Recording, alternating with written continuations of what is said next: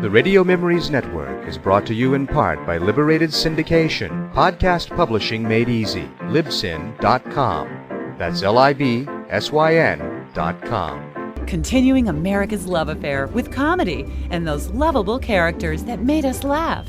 We now go back to the early days of radio comedy and our imaginations with our featured comedy presentation.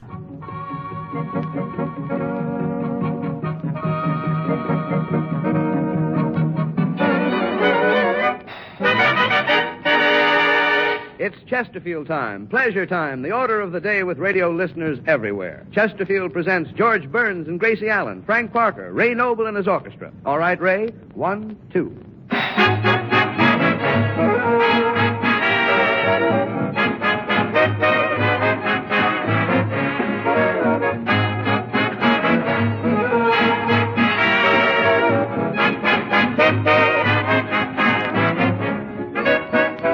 This is Paul Douglas speaking, and last week I told you how Chesterfield's tobacco buyers visit the leading markets of the world to get the best cigarette tobaccos. Every one of these tobaccos is outstanding for some quality smokers like, and the way Chesterfield blends and balances them together gives a lot more smoking pleasure. Here's the reason. Chesterfields have the right combination of mild, ripe, homegrown, and aromatic Turkish tobaccos rolled in pure cigarette paper. No cigarette can do more for you than Chesterfield. No other cigarette can give you Chesterfield's refreshing mildness, better taste, and more pleasing aroma. It's the blend that can't be copied. Chesterfields satisfy millions.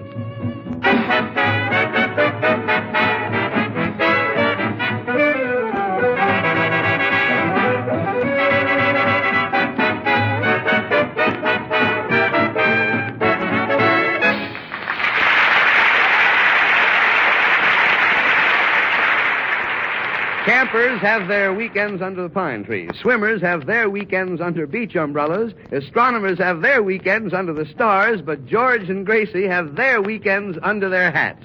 In other words, Chesterfields give you chest two fools, and here they are, George and Gracie.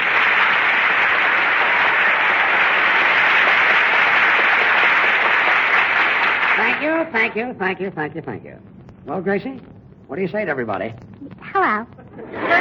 Isn't that wonderful? Oh, George, I'm having such a wonderful rest in New York. Nothing to do and all day to do it in. So you're getting a good rest, are you? Oh, yes. Last night I went to the Star Club, the El Morocco, the Ananetti's, the 21, the Paris, the Paradise, the Silver Slipper, the Cotton Club, and the Casino. Well, those are nice places to rest. Yeah, I think so. And tonight I'm going sightseeing, then taking a movie, walk up and down Broadway, then going to a cafe in Greenwich Village, and then drive out to the beach for a clam bake. Clam bake? That's all, huh? Mm-hmm. I suppose that's not tiring. Oh, no, they have somebody there to open the clams for you.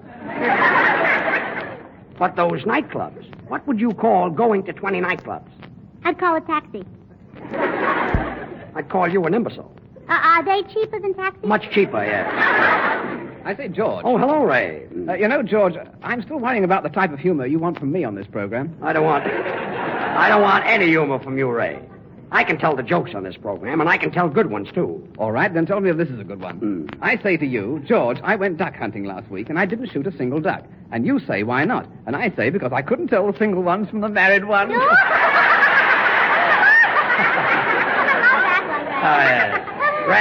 Ray, do you believe in signs? Oh, rather. Well, go find a sign that says exit. All right. Yes. George, isn't Ray clever? Yes, he's brilliant, yes. You know, if he got a nice coat of tan and then crossed his legs behind his head, he'd look like a pretzel. Yes, and if he put on a little weight, he'd look like an old shoelace. Well, aren't we all? Yes. Oh, there's Mr. Douglas. Hello, Mr. Douglas. Hello. Oh, hello, Paul. Hello, George. Mr. Douglas, don't take this personally, but I must tell you about a dream of mine. We're riding in the moonlight, the car stops, and you take me in your arms and you hug and kiss me. When did you dream that, Gracie? Well, I haven't dreamt it yet. That's my dream for tonight. I see what you mean. You have all your dreams planned before you go to sleep. Oh, sure. Otherwise, I might dream about Clark Gable, and that wouldn't be fair to Mr. Douglas. Well, of course, he could always dream about Carol Lombard. Oh. Telegram for Frank Parker. Well, Mr. Parker won't be here until shortly after he arrives. Oh, well, here, miss. Will you give it to him when he gets in? Here's a 50-cent tip, kid. Don't forget, everybody, Frank Parker owes me $50. Don't believe him. He only gave me a nickel. Screw, son. Gracie. Gracie, you can't open Frank Parker's telegram. Oh, listen to this. Just read that you're back in New York again, and we're giving you 2 days to come over and settle up last year's hotel bill. Signed, the Ritzmore Hotel. Give me that telegram. I better put it back in the envelope here so that Frank won't know you opened it. Oh, imagine Frank Parker sneaking out of the Ritzmore. Gracie, why don't you mind your own business? Giving him only 2 days. My daddy got 90 days. And I always mind my own business. Yes, well, I've heard it whispered that you don't. Well, now that's an idle rumor. Opening Frank's telegram. A false report. Yeah, common gossip. A busybody. A busybody? Mm. What's a busybody? Yeah, a hula dancer. Oh, a hula dancer. Busybody. Oh, yeah. See what you mean. Well, Frank Parker. Hello, everybody. Hello. Hello, George. How many girls have been asking for me? Take it easy, Frank. No girls have been asking for you. But they will. Frank, here's a telegram for you. Oh, thanks. Say, that's a smart-looking suit you've got on, George. Like it, huh? Yeah, it just goes to show how silly it is to waste a gunny sack by filling it with potatoes. Never mind, comedian. Just read the telegram. Let's see. Just heard you're back in New York, and we're giving you 2 days to come back in New York. Those women. Oh, yeah. Yes. Anything important, Frank? No, it's just from some dame whom I heard that was in town, and she wants me to go over to the hotel for cocktails. Well. I wouldn't let it bother you, Frank. Where does she live, Frank? At the Ritzmore Hotel? Quiet, Gracie. I know a man who sneaked out of the Ritzmore Nice Hotel. weather. But George, wait till you see the pretty little girl that met me tonight, George. She's coming up later, and we're going to all meet Is her later. that? Well, syncopated batter. Her name is Betty McDermott. And I'll tell you what happened. Yes? She was walking down Fifth Avenue looking very bored, and all of a sudden I came along. Well, yes, I guess that settled it, Frank. I knocked her right off her feet. What were you doing? Riding a bicycle on the sidewalk? Against the red light. Oh. George, I'll bet the Ritzmore must be an expensive hotel, especially if you pay your bills. Look, Gracie, some dark night when nobody is looking, something is going to happen to you. You think I ought to take out insurance? Well, it wouldn't be a bad idea because years ago my mother took out accident insurance. Yeah, but you were born just the same.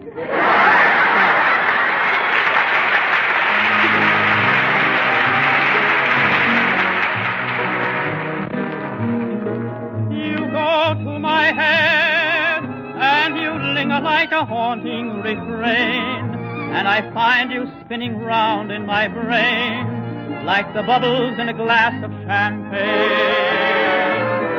You go to my head like a sip of sparkling burgundy brew, and I find the very mention of you like a kicker in a jaloopa-papa-too. The thrill of the thought that you might give a thought to my plea cast a spell over me. Still I say to myself, get a hold of yourself, can't you see that it never can be? You go to my head with a smile that makes my temperature rise like a summer with 1,000 Julys. You intoxicate my soul with your eyes. So I'm certain that this heart of mine hasn't a ghost of a chance in this crazy romance. You go to my head. You go to my head. The thrill of the thought that you might give a thought to my plea cast a spell over me. Still I say to myself, get a hold of yourself, can't you see that it never can be? You go to my head with a smile that makes my temperature rise like a summer with 1,000 Julys. You intoxicate my soul with your eyes. Oh, I'm certain that this heart of mine hasn't a ghost of a chance in this crazy romance. You go to my head. You go to my head.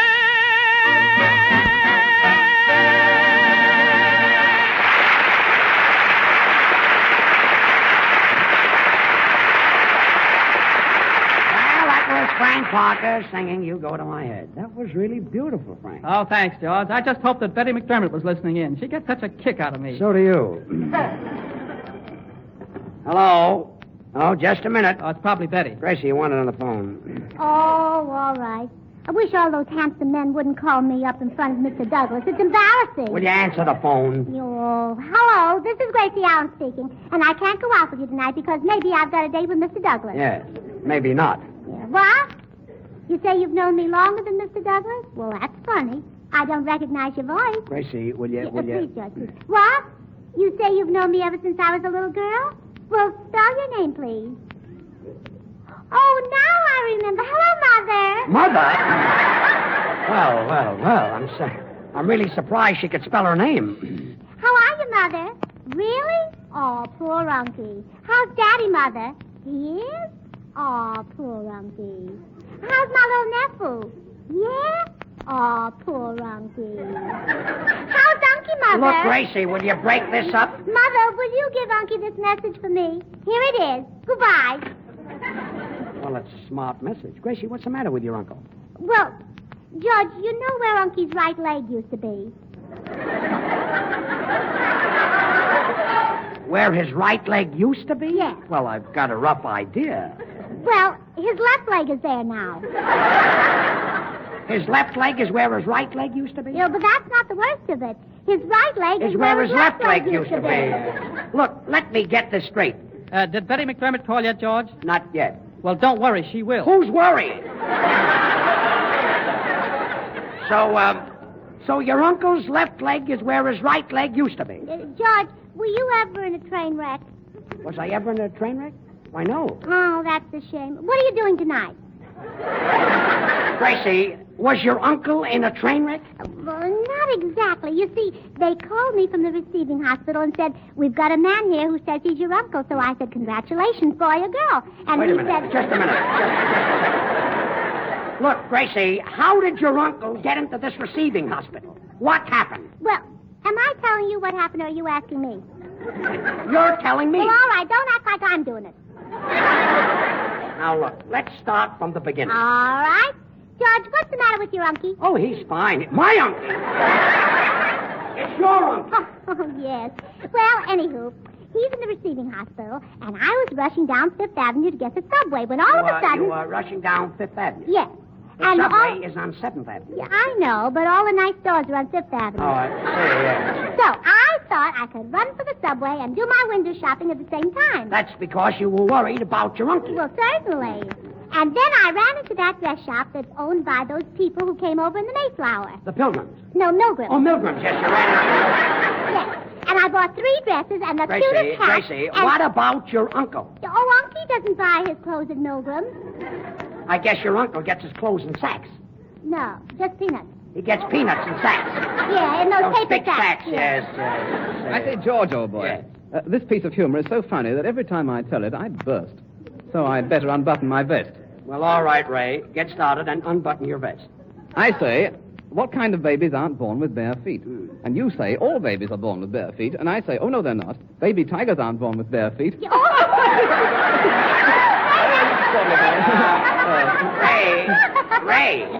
Ray, you can button your vest. Oh, righto. Betty McDermott hasn't called yet, huh, Not George? yet, Frank, not yet. Well, I hope she gets here before I leave. You know, the kid's had enough tough breaks as it is. Gracie, your uncle is in the receiving hospital, remember? Oh, yes. So, I finally got to the hospital and my heart was pounding. So I ran... Well, just listen to it. It's still pounding. So Quiet, it's somebody at the door. Come in. Good evening. I'm looking for Miss Gracie Allen. Gracie Allen. Am I a short girl with pretty Look, black hair and baby blue eyes? mister, what can we do for you? Well, I dabble in surrealism. My name is Charles Wentworth Spencer Lawrence, artist, critic, and bohemian. Well, how do? And I'm Flatfoot Fuji with a Floyd Floyd. Well, how do? Miss Allen, I've been admiring your surrealistic paintings in the Julian Levy Gallery. Well, who hasn't? Miss Allen, would you mind telling me how you got your inspiration for that painting of yours called The Love Life of an Hors d'oeuvre? The love life of an hors d'oeuvre? Oh, that's the one I painted with my daddy's shaving brush. Well, it looks it. Oh, but I'll never be able to paint another one like that. Why not? Well, on account of my daddy is using an electric razor now. Well, that's a pity. I say, George, what do you think of this one? I say, I went to see a play last night, and then you say, on borrowed time. Then I say, no, on borrowed money. Oh, isn't it silly? Yes, Ray, you can button your vest again. Oh, rather, yes. Miss Allen, I'm here to invite you to an exhibition next week at the Boston Art Institute. They're hanging one of my paintings. Oh, thank you. And you must come to Alcatraz. They're hanging one of my brothers. Goodbye, Miss Allen. Everything happens to me. Betty McDermott hasn't No, been here not yet, Frank, not yet. Well, anywho, George, my uncle's left leg is where his right leg used to be. And his right leg... Gracie, you know, you remind me of a package of Chesterfield. You mean because I satisfy? No, because you never dry up either. Oh. I don't get it. You don't. Well, get this. I don't want to hear any more about your uncle. Oh, but I do, George. Gracie's aroused my curiosity. Oh, Mr. Douglas, have I really? Well, Paul, you got into this. You get out. Well, what I meant was, how could your uncle have his right leg where his left leg used to be and his left leg where his right leg used to be? Mr. Douglas, did you ever put your pants on backwards?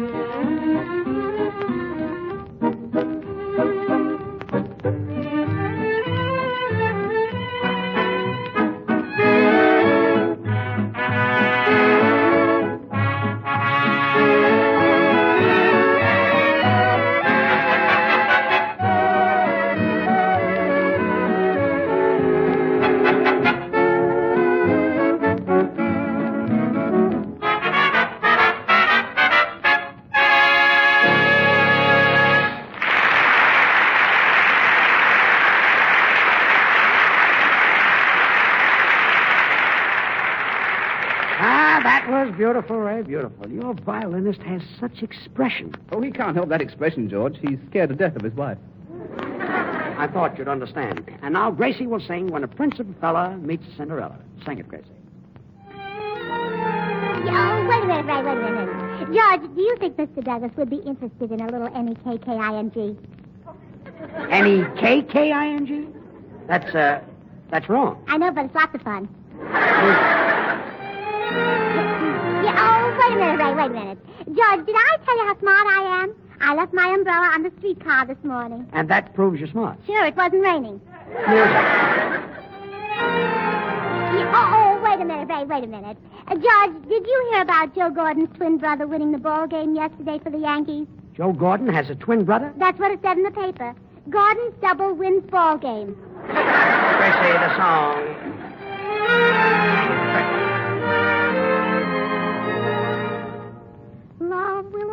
be in all its glory. Nothing can take that away. Let me cite an old familiar story and show how they do it today. When a prince of a belle meets a Cinderella on a night as bright as this, does he slip her a slipper? No, sir, not if he can slip her a kiss. When the moonlight is yellow, does the Cinderella tell the fella to be gone? Does she leave him at midnight? No, sir, not if she can linger till dawn. Arm in arm they dream while they're dancing to the sound of a trumpet wail. Though it's not the place for romancing, it's a modern fairy tale. When a prince of a belle meets a Cinderella and he whispers, wouldst thou woo? Does she cuddle up closer? Yes, sir. Honey, how's about it with you? Well, good evening, Prince Charming. How do? Imagine meeting you like this.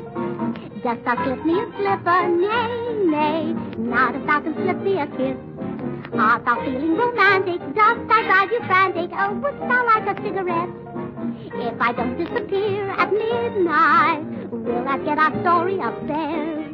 In my arms I'll dream while we're dancing to the sound of the trumpet wail. Though it's not the place for romancing, it's a modern fairy tale.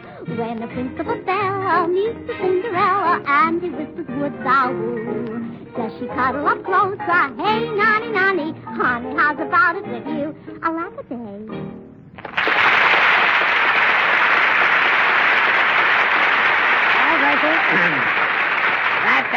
That was very nice. You've got a sweet little voice, and I'm sure everybody enjoyed it as much as I did. Well, I think so. I've even got a prettier voice than that famous opera singer, Johnny Weissmuller.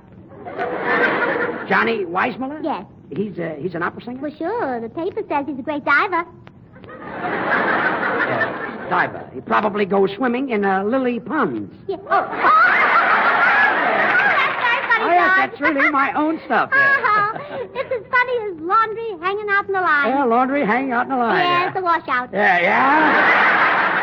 Well, never mind. Say, Paul. Yes, George? Paul, since this is our second week on the Chesterfield program, I think it would be nice if you would tell us just how Chesterfields are made. Well, I'd be glad to. Mr. Douglas, did I tell you about my granddaddy? Gracie, Paul is Did I tell you that my granddaddy had an emergency operation? Gracie, do you always have to do all the talking? Well, no. Good. Go ahead, Paul. Well, the reason Chesterfields But I are love so to talk. mild... Some people like to sew. Gracie, Paul. Some people like to read books. Look. Some people like to play bridge. But you like to talk. How'd you know? Paul is trying to tell me something, and you keep on talking. What did you say, George? I said you keep on talking. Oh, I'll be glad to. Did you know that my granddaddy had an emergency operation? An emergency, yes. His left leg is on his right leg, used to be in his right leg. What are they doing? Removing his appendix? No. They removed his whiskers from his zipper. They removed his whiskers from his zipper? Yes. He put on a leather jacket and couldn't get it off. Oh, the whiskers got caught in the zipper? Yes. That must have been a dangerous operation. Oh, it was. They had to put the instruments down his throat and make the incision from the inside. Well, why? Well, if they made it from the outside, they'd ruin his leather jacket. Well, I'm glad that's over. Paul, you were explaining about Chesterfield. Well, the reason Chesterfield... Betty McDermott isn't here yet, huh, No, George? Frank, she's not here yet. Well, I'll bet some insignificant little thing must be keeping her away. Frank, you're just self-conscious. Paul, you were saying... Oh, yes. The reason Chesterfields George, here's one I've just thought of. With what? I say, George, do you want to buy a milking stool? Then you say, why do you want to sell it? Then I say, because I can't get any milk out of it. Quiet! Quiet! Betty McDermott. Quiet! Gracie, this goes for you and everybody else on this program. For 10 minutes, Paul Douglas has been trying to tell me something. And he's going to finish it. And I don't want to hear one sound out of anybody. Oh, you won't hear a sound out of me. Good. I'm all through talking. Good.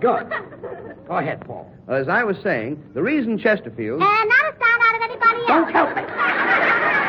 Some people never know when they're through talking. Go ahead, Paul. The reason Chesterfields give smokers more pleasure... And after you finish saying something, Gracie, it's so you keep Gracie, on speaking because Gracie. all people know when you're Look, talking. I'm going to give you a little hint. Shut up. You mean be quiet, huh? Yeah. Keep your mouth closed. Don't say a word, huh? No. Keep still? Yes.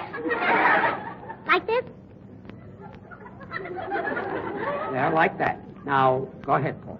The reason... For how long? Look! Everybody in the... Oh, come in. Where's Frank Parker? Oh, there you are, Mr. Parker. I'm Mary Kelly. Remember? You had a date with my sister last week, but she wouldn't show up, so you took me out instead. Oh, hello, Mary. Mary? She's big enough to be the Queen Mary. Now, listen, George, you've got to help me out of this jam. I've got to get rid of her because Betty will be here any minute. Well, what's Miss Kelly doing here this week? Well, you know how it is, George. She's probably infatuated. I'm infatuated. Oh, don't worry, Miss Kelly. You can reduce. Frank, you got into this jam and you get out. Well, Miss Kelly, I hate to dash your hopes this way, but I didn't ask you to come up here tonight. No, but Betty McDermott did. Betty McDermott? Yes, she sent me to keep her date with you. Well, believe me, she's got some nerve. No, it isn't. She's paying me. Well, that's a nice TL for you, Frank. Frank, if they paid you to go out with Miss Kelly, you'd be living in the fat of the land. Gracie, listen to me. You shouldn't say that. All Miss Kelly needs is just a little exercise. Exercise? What kind of exercise? Just push yourself away from the dining room table 3 times a day. Look, Paul started... Now, just a minute. I came up here to go out with Frank Parker, and I'm getting a headache. Yeah, I know, and he's pretty, too. Frank and his silly dates. Oh, yeah? Well, you can kid me if you want, but I bet the girls on the coast will be glad when I get back to Hollywood. Oh, sure. So will the girls in New York. Now, look, I've had enough of this. I say, George, is this one any better? I don't think so, Ray. Well, then how about this one? I say, did you know they have a nightclub in New York for little babies? Then you say, a nightclub for little babies, and I say yes to the Stork Club. Ray, you better hurry or you'll miss them. Oh, righto. Miss Kelly, why don't you have Frank take you to the El Morocco? I don't think we'd be able to get in there. Oh, sure you would, Miss Kelly. All you have to do is turn sideways. Say, Paul, what were you saying about Chesterfield? Well... On second thought, I don't want to go dancing anyway. I just came from a dinner dance, and I'm too danced out. Oh, you are not, Miss Kelly. You're just pleasingly plump.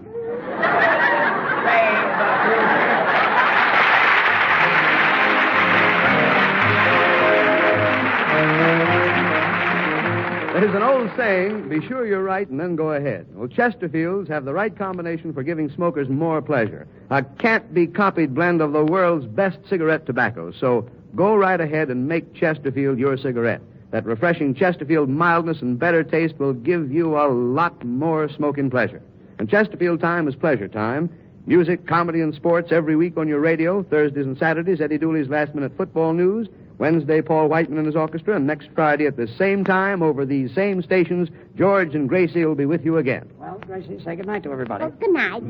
But if I'm not too inquisitive, Mr. Douglas, are you going to drive me home? I'm sorry, Gracie, but I haven't got a car. Gracie, I've got a car. Oh, that's awfully sweet of you, George. Are you sure you don't mind walking? Good night, all. This is Paul Douglas telling you that you'll like Chesterfields because of what they always give you. A lot more smoking pleasure. This is the Columbia Broadcasting System.